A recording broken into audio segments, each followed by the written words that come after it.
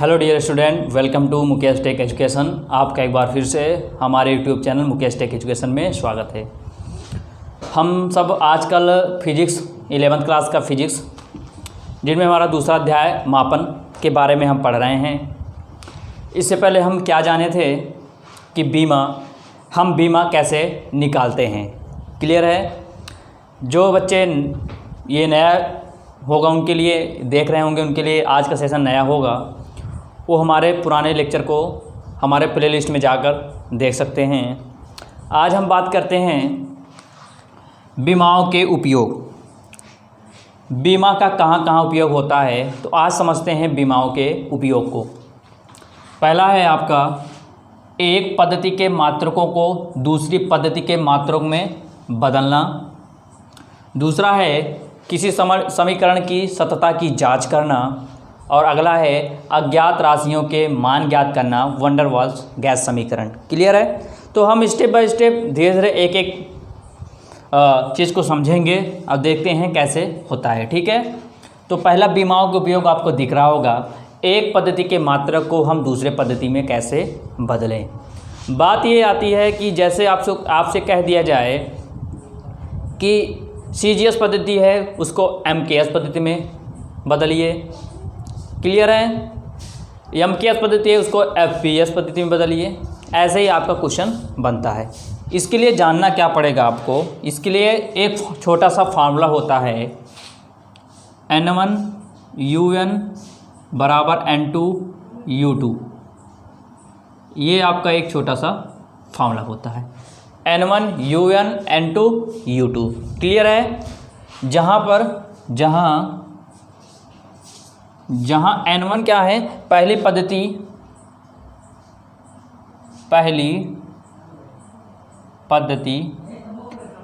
पद्धति में आंकिक मान होते हैं। ठीक है? पहली पद्धति के आंकिक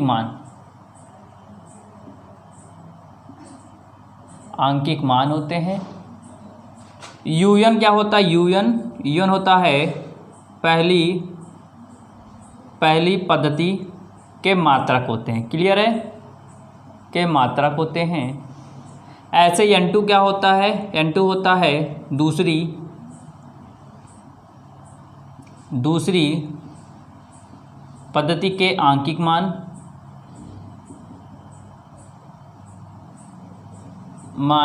और यहाँ से U2 कितना होता है? दूसरी पद्धति के मात्रक होते हैं, के मात्रक। क्लियर है? तो बच्चे यहाँ पर ध्यान दीजिएगा, जब एक पद्धति के मात्रक को दूसरे पद्धति में कन्वर्ट करते हैं तो हमको ये फॉर्मूला यूज करना पड़ेगा, N1UN = N2U2। हमने जाना है यहाँ से N1 क्या है? पहली पद्धति के आंकिक मान है। UN क्या है? पहली पद्धति के मात्रक हैं।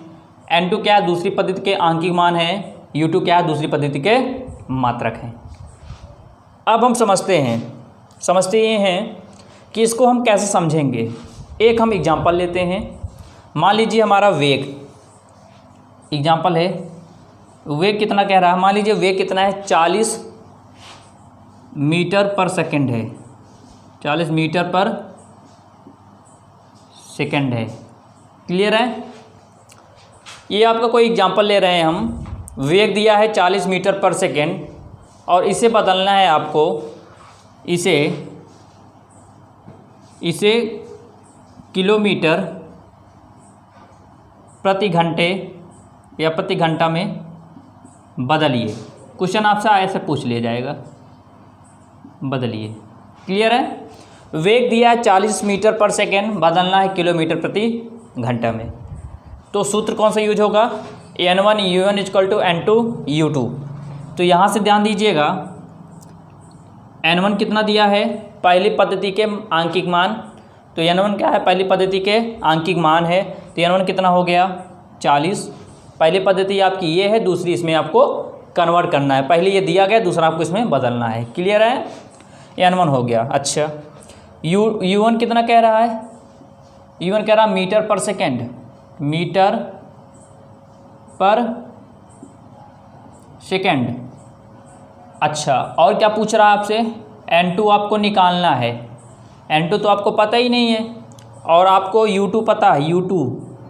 U क्या होता है? मात्रक होता है, पद्धति के मात्रक को कहते हैं U ना। U2 कितना करना है? किलोमीटर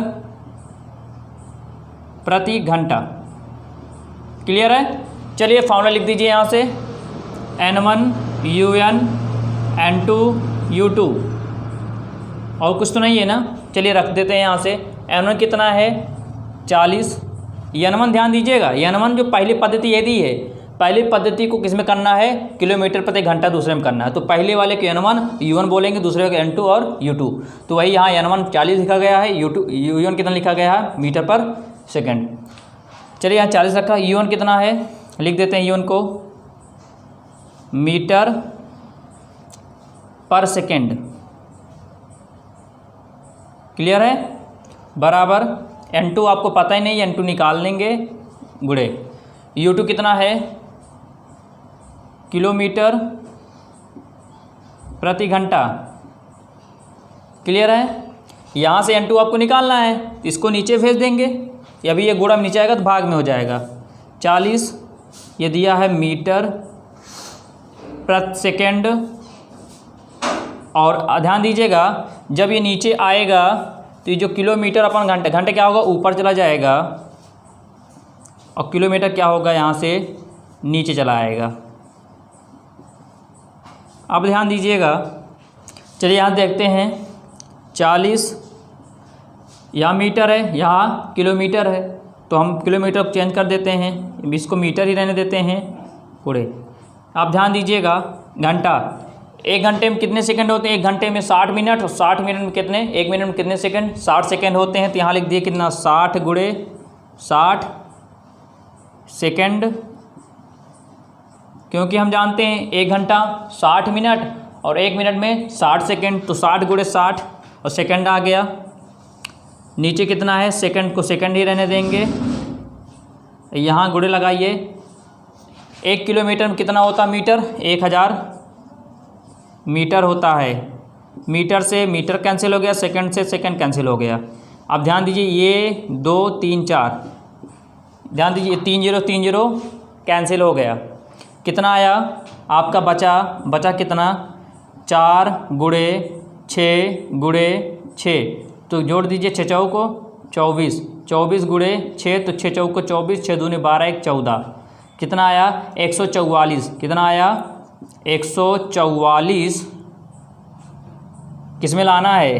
किलोमीटर, के मतलब किलोमीटर पर हावर्स, एच मतलब आवर्स मतलब होता है किलोमीटर प्रति घंटा। तो आप देख सकते हैं सिंपल आसान भाषा में, पहले ये फॉर्मूला हमने लिख लिया, ये फॉर्मूला आपको दिख रहा होगा। क्लियर है? इसमें करना क्या था हमको कि 40 मीटर सेकंड पर सेकंड को किलोमीटर प्रति घंटे में बदलना था। N1 और U1, N2 और U2 पता है, N2 नहीं पता था, तो यहाँ किया, इतना लिखा।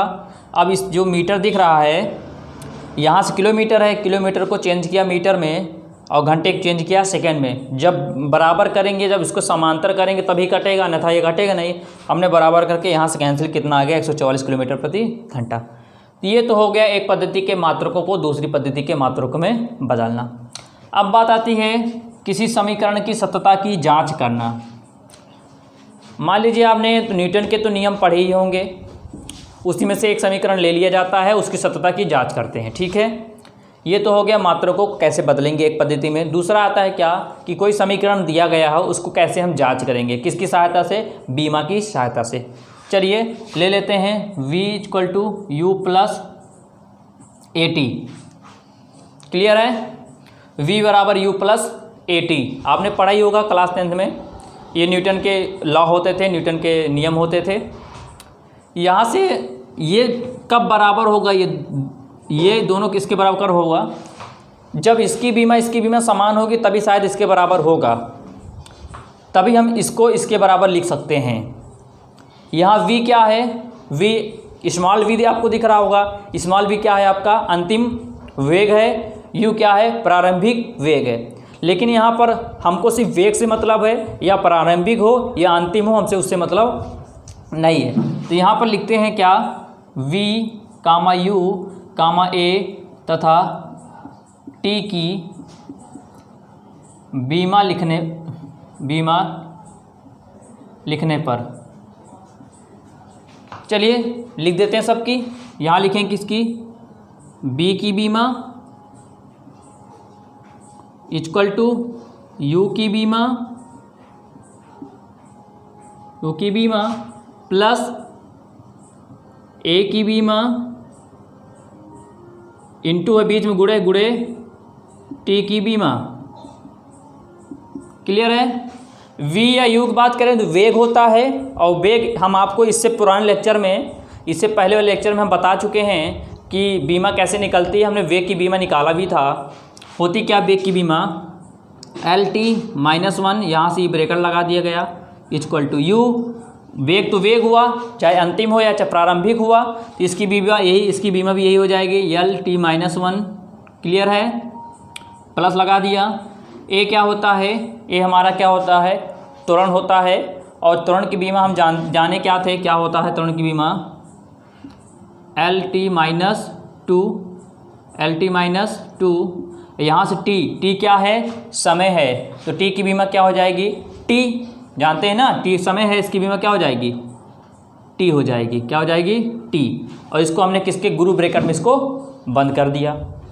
तो जो लोग नए होंगे, अभी हमने बताया, जो लोग नए होंगे वो पुराना लेक्चर देख लेंगे, उनको बीमा समझ में आ जाएगा, तो ये आपको अच्छी तरह समझ में आ जाएगा। हमने सबकी बीमा लिख दिया। यहाँ देखा LT-1 आया, इक्वल टू LT-1 प्लस। अब ध्यान दीजिए, यहाँ पर t की पावर -2 है, यहाँ पर t की पावर 1 है। जब एक -2 में से जब 1 घटाएंगे, क्योंकि आधार सेम है, जब आधार सेम होता है तो पावर क्या होती है, आपस में जुड़ जाती हैं। -2 + 1 करेंगे, कितना आ जाएगा, -1। तो यहाँ कितना आ जाएगा, LT की पावर -1। आप देख लीजिए तीनों की बीमा समान आई कि नहीं समान आई, V = U + AT आया ना तीनों। इसका मतलब क्या हुआ, V = U + AT बीमा की दृष्टि से इसकी सत्यता की जांच सत्य है। तो आप इस तरह भी कर सकते हैं। अच्छा, अब बात करते हैं हम अगले की। अगला क्या दिख रहा है, अज्ञात राशियों के मान ज्ञात करना। जैसे कुछ समीकरण दिया जाएगा, उसमें पूछ लेगा अज्ञात राशि क्या होंगी, उसका मान आपको बताना पड़ेगा। तो चलिए हम समझते हैं अज्ञात राशि कैसे हम निकालेंगे। ध्यान दीजिएगा, हम एक इक्वेशन ले लेते हैं, वंडर वाल्स गैस समीकरण। इसी के अकॉर्डिंग हम आपको बताते हैं कैसे अज्ञात राशि का मान निकालते हैं। तो समीकरण होता क्या है, P प्लस, आप लोग शायद पढ़े भी होंगे, P + a/v², यहाँ से होता है V - V RT। क्लियर है। अब ध्यान दीजिए, अगर इन दोनों को जोड़ा गया है तो शायद ये दोनों आपस में इनकी बीमाएं बराबर होंगी। जब बीमाओं के मात्रक समान होते हैं तभी उनको जोड़ा जाता है, तभी घटाया जाता है। ध्यान दीजिएगा, ये थोड़ी सी बात है, एक नोटिस करिएगा। यहाँ पर आप देख लीजिएगा, अगर इन दोनों को जोड़ा गया है, इन दोनों को, तो इसका मतलब शायद ये दोनों, इनके जो मात्रक होंगे दोनों क्या होंगे, समान ही होंगे। आपने प्रूफ भी किया, देखिए दोनों के क्या है, बीमा समान है। तो जब बीमा समान है तो मात्रक भी क्या होंगे, समान ही हो सकते हैं। अब यहाँ ध्यान दीजिए, तो यहाँ पर P क्या है, P आपका क्या है, दाब है। P मतलब प्रेशर, दाब हो गया। V क्या है, कैपिटल V क्या है आपका, वॉल्यूम है, जिसको बोलेंगे आयतन बोलेंगे। और यहाँ पर A और B क्या है, A, B क्या है, ये क्या है, अज्ञात राशियाँ हैं, अज्ञात राशियाँ हैं। R क्या है, R रिडबर्ग नियतांक है। और T क्या है, T फॉर टेम्परेचर, यानी कि ताप है, और क्या T = ताप है। यहाँ देखिए, ये जो P है और ये दोनों हमने अभी बताया आपसे, ये दोनों जब बराबर होंगे, इनके मात्रक बराबर होंगे तभी इनको जोड़ा गया है। तो यहाँ लिख सकते हैं P की बीमा = a/v²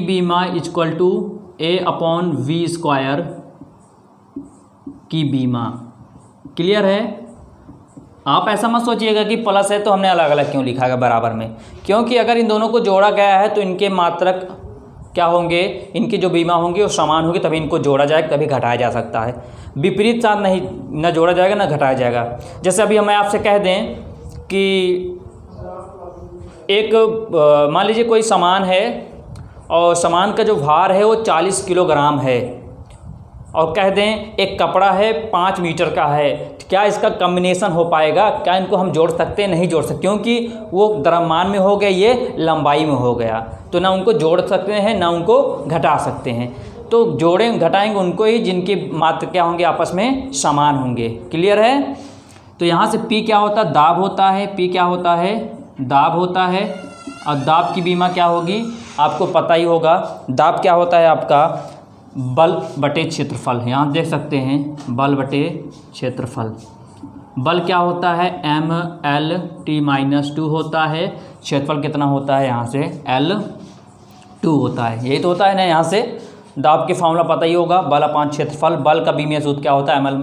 mL/t-2 होता है। क्षेत्रफल कितना होता है? L²। इसको जब ऊपर लेकर जाएंगे तो क्या हो जाएगा? ये आ जाएगा mL/t2। ये जो यहाँ पर 1 है, 2 में से जब आएगा ऊपर बन जाएगा। यहाँ देखिए mL-1, ये ऊपर जाएगा तो क्या बन जाएगा?